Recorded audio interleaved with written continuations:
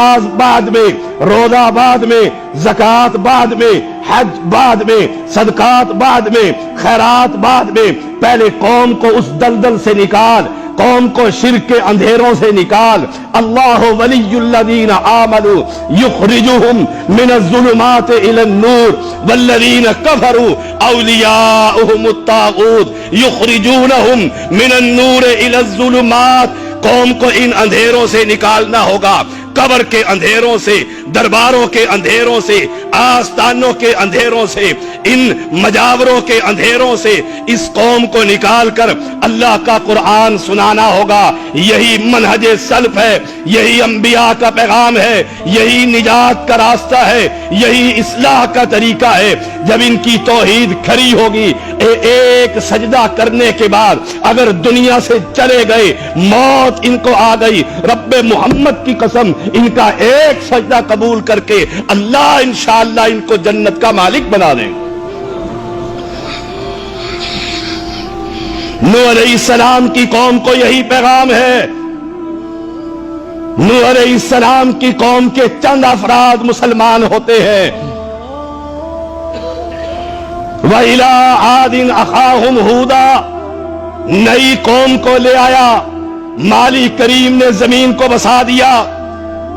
وَإِلَىٰ عَادٍ أَخَاهُمْ هُودًا، ان کا مصلح، ان کا پیغمبر کیا پیغام قوم کو دے رہے ہیں؟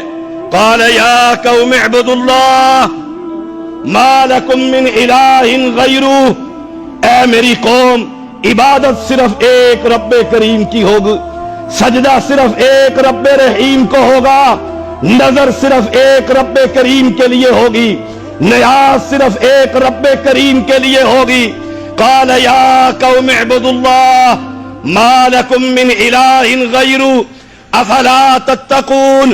قال الملأ الذین کفروا من قومه انا لنراک فی سفاہۃ وَإِنَّا لَنَظُنُّكَ مِنَ الْكَاذِبِينَ۔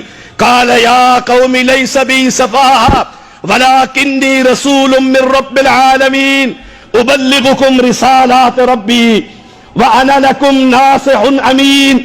قوم کہہ رہی ہے ہم تجھے پاگل سمجھتے ہیں، قوم کہہ رہی ہے ہم تجھے دیوانہ سمجھتے ہیں، تو ہمارے بزرگوں سے ہمیں ہٹا کر ایک رب کی طرف پیغام دے رہا ہے، ہمارے آباء و اجداد کے دین سے ہٹا کر ہمیں کسی اور دین کی طرف دعوت دے رہا ہے۔